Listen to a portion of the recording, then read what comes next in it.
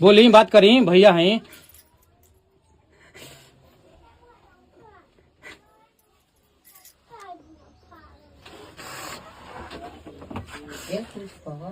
बोली जो समस्या वही जो समस्या बताई। रोने से समस्या के हल थोड़ी नहीं। भैया हम बहुत गरीब बने, हमरा के कुछ मदद कर दिलो, कुछ सहयोगी हमरा के कर दिलो।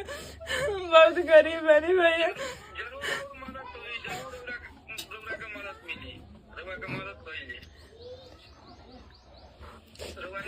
कदम मिले के चाहता नहीं,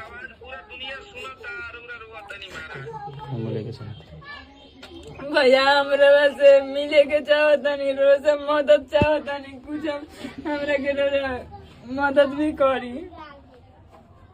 जरूर जरूर जरूर मदद पहले रहो, जरूर मदद पहले जरूर मिलब वाले इच्छित रही हंसी रौरा रौ गाना आता ना बड़ हिट भइल रौरा आवाज इतना दुनिया सुनता रौरा तनी महाराज रोता नहीं ऐसे कि हमरा बहुत दुख बाटे, बहुत तकलीफ है भैया। हम तो ये वायरल होकर में बनी, बस आज एक एक दाना खाती हम तरसो नहीं, आज हम वायरल होकर बनी, बाकी 1 रुपया नहीं कमाए। अच्छा तो ठीक बात अब बात भइल हो अब रौरा के मिली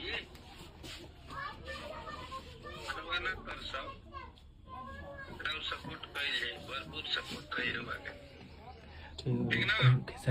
भैया खेसारी भैया से मिले के चाहता नहीं, कब ले आए भैया आए इनका घर पे? अभी शूटिंग चला था सिनेमा के ना, अभी तब अगला महीना में देखो एने आवत आन तो बोला भैया ये लोग भैया काफी ई परिवार गरीब बा। एक बार मदद होके हमरा हम कहनी है कि भैया से हमरा पर्सनली बात होला, हम बात करावो तनी ठीक बा।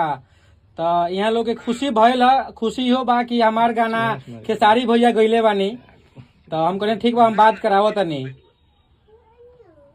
आवे तो भैया आवत रन तब भैया आएम तो जरूर रउआ से मिलाई जाई ठीक बा। के बोलाई बुआ के मिलवाई जब भी बिहार में आ जब तो बहुत लोग के खुशी हुई। काम में रहेला लोग ज्यादा कहीं काम में ताना मारे लोग ठीक बा खूब तरक्की करी कहिए कहीं ना कहीं। हमनी के देखी भैया जब हम वीडियो बनावे नहीं तो बहुत लोग ताना मारेला हमरा के कि तू वीडियो से कुछ ना कर पाबू, बहुत लोग ताना मारते हैं। दुनिया के काम हो कहे के अपन काम हो काम करे के और वो अपन काम करी। आज देखिए रउआ के पूरा देश पूरा चतना बोल सुने वाला लोग बने उ देखत है सुनत है। बस ये मदद हमरा लोग के चाहे कि लोग हमरा के कुछ कहो ना पाए कुछ। दुनिया सपोर्ट करेला तो ई सब पे ध्यान ना देवे के बोला ठीक बा ख्याल रखिए वाले हम जरूर मिलत नहीं जल्दी मिलब। ठीक है भैया।